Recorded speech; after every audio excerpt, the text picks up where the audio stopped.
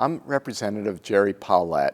Welcome to the floor of the House of Representatives, where this week I expect we will be taking a very historic vote to end discrimination and ensure that any loving couple who want to marry in the state of Washington can be married in the eyes of the state. It's long overdue for us to end discrimination by the state of Washington.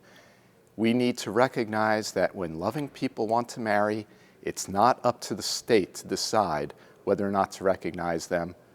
It's long overdue that we end the discrimination. Our nation was founded upon the notion that there is no establishment of religion in the United States. Why should we be choosing between which church decides someone is married and which church decides someone isn't married? That's up to the churches. For the state of Washington, if you love another person, we should recognize your marriage. And I'm going to be very proud to be taking that vote here on the floor of the House of Representatives this week and ending discrimination, the last vestige of true discrimination in our state law.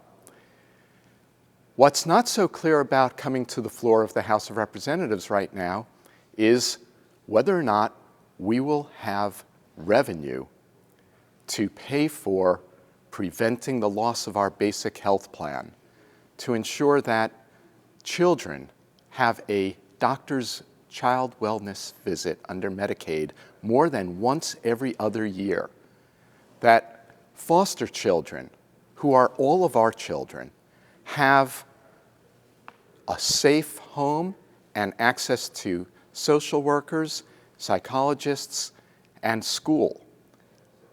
And indeed, the proposed budget right now would throw severely disabled children out of institutions and into foster homes where they've already been found not to be able to survive.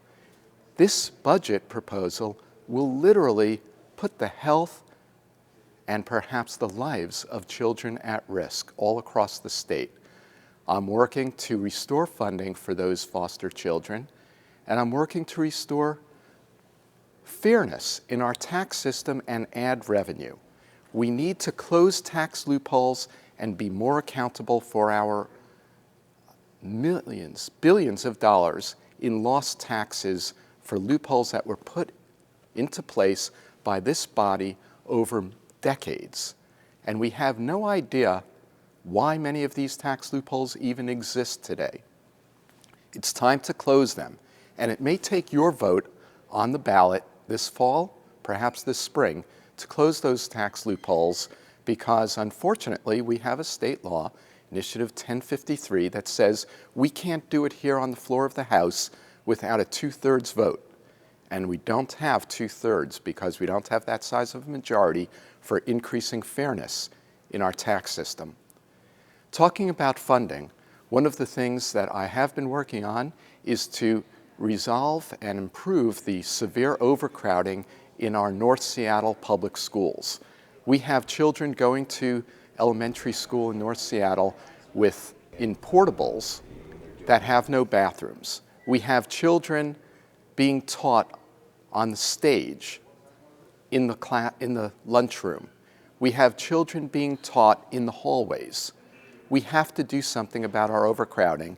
Working with Representative Kenney, I've drafted a letter asking for $12 million in funding in the Capital Jobs Program to renovate and reopen the Marshall School in North Seattle to alleviate some of the overcrowding, and 2 other schools in our district.